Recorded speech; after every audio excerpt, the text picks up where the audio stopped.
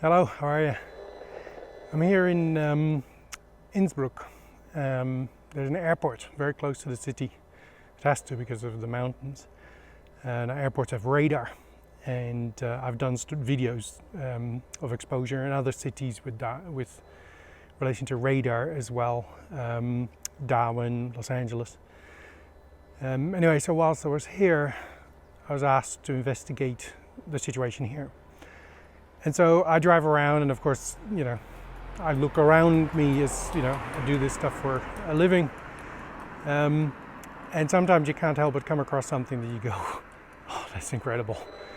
So here I am. I'm not actually recording this in relation to the radar. I'm still finding the facts, but I came across this cell phone tower on this street here.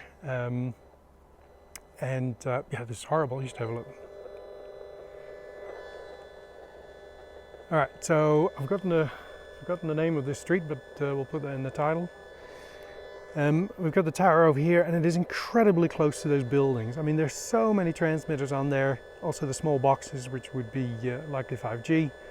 And I'm at a, it's not a reasonable distance from a phone tower, but here already my meter is maxing out. Now, for those who are new to this, this meter was specially designed to assess what the body is absorbing in terms of radio frequency radiation. That's why I'm holding on to the antenna. But even when I'm not holding on to the antenna, I can't help but give a reading as well. But I'm meant to hold it. It's made for that. And so this is in microvolts on the body, and in our experience, we want that level to be under 100, ideally under 30 in somebody's home. Now you can also assess the air for radio frequency radiation.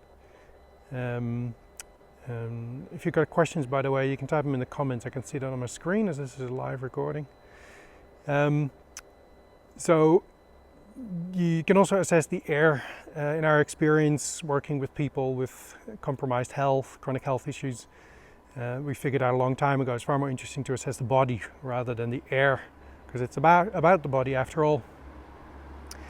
But on air measuring, there's much research indicating health issues at levels far, far below the government allowable limits.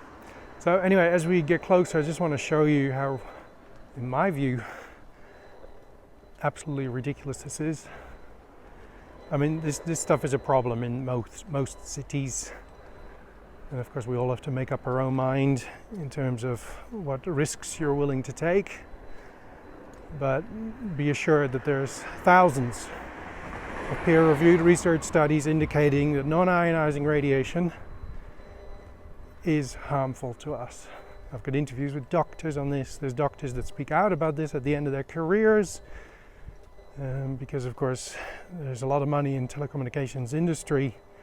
So anybody to speak up about it is get ready to get some pushback.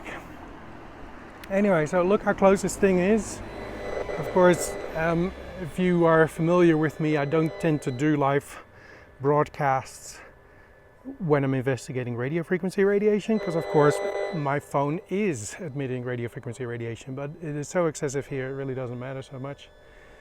To the punchline of the story, of course I can show you my meter, but as it was maxed out up the street, of course it's going to be maxed out here. But I just want to show you this. It is so it's just so rude. Now with this tower, you may also notice that there's a round dish on there. That's a directional transmitter, so that's where one tower beams the information to the next tower and so on. So they have to have electricity connected to them, but not necessarily data.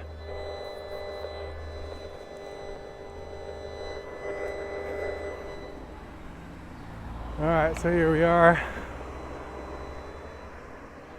I mean, look at this thing, pretty impressive how loaded up it is.